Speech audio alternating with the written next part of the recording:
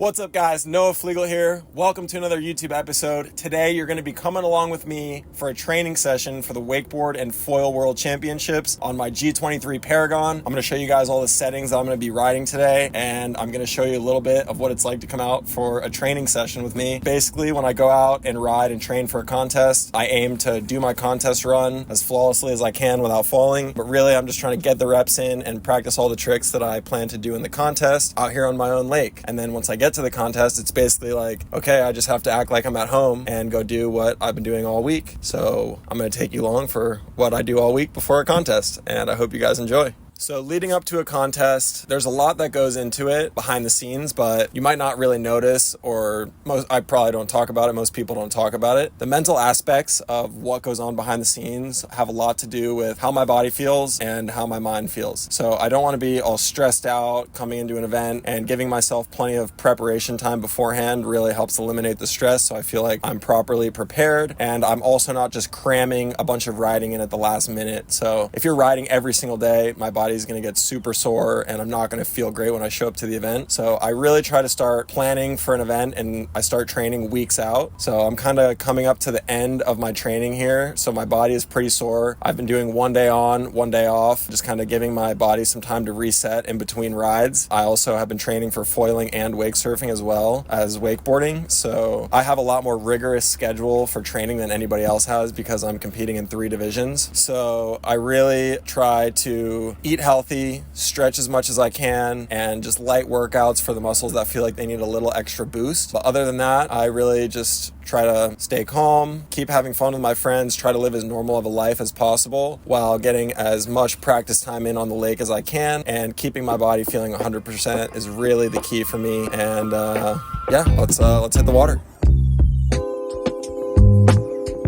All right, so come on over here and check out my settings on the screen. I'm going to show you guys what I'm going to be riding today. So I'm going to start off by warming up my legs with a little bit of wake surfing. So I'm going to click Noah Surf. These are my optimal everyday settings. As you see here, my setting is on 8. That's the steepness of the wave. It goes from 0 to 10. And then my speed is 11.6. So as I click activate here, then I'm going to hit fill.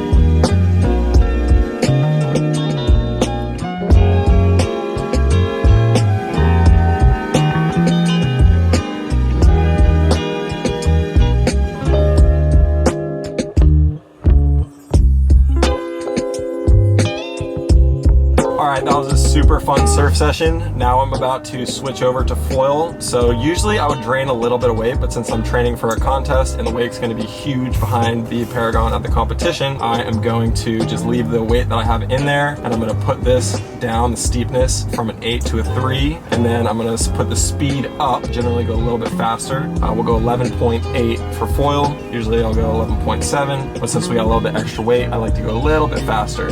So also kind of interesting, Armstrong just sent me this brand new Surf 24. It's an unreleased board. Shh, don't tell anybody. It might be released by the time we put this video out though. But I'm stoked to try out a new board today. I haven't even stickered it up yet. It'll be the first time I'm riding it. It feels so incredibly light, and I've never held a board that feels like it's been made so well, so I'm stoked to give it a go.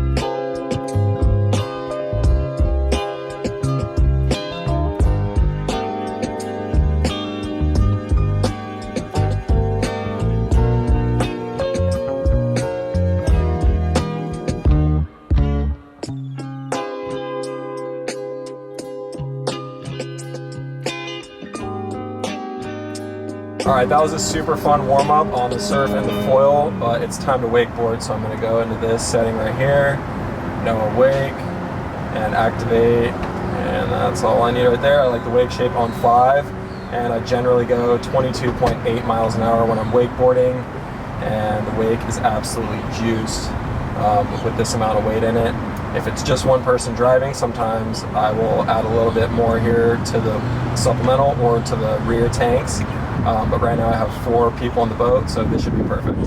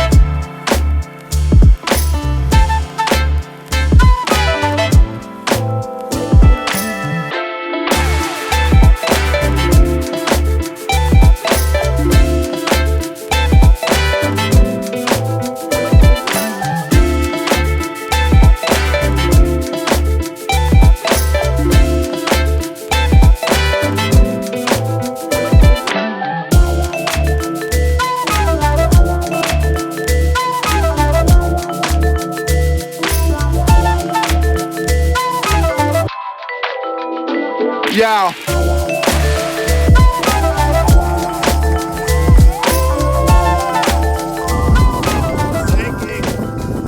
It's the same landing that took out my knee. So like I always just like run that through my head. It's like I was in the air like I'm over flipping, and I just like threw the handle the last rotation and just like landed in my hands. And I was like, oh, I'm still riding. Yeah. Might be bleeding. Oh! That's what happens when you spin really fast. You start bleeding everywhere. I think I felt that while I was in the air. I think I like clipped the handle or something. That's how you know it was like a good session. If your hands are bleeding when you're done, probably had some fun. High five.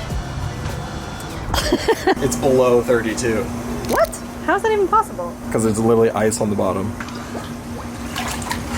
Whew.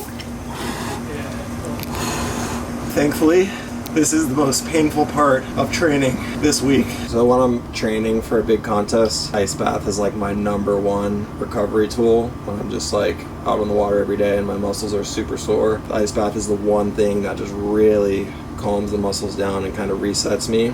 And without this tool, I probably wouldn't be able to go nearly as hard. So it sucks when you're in it, but it's totally worth it. That was perfect timing.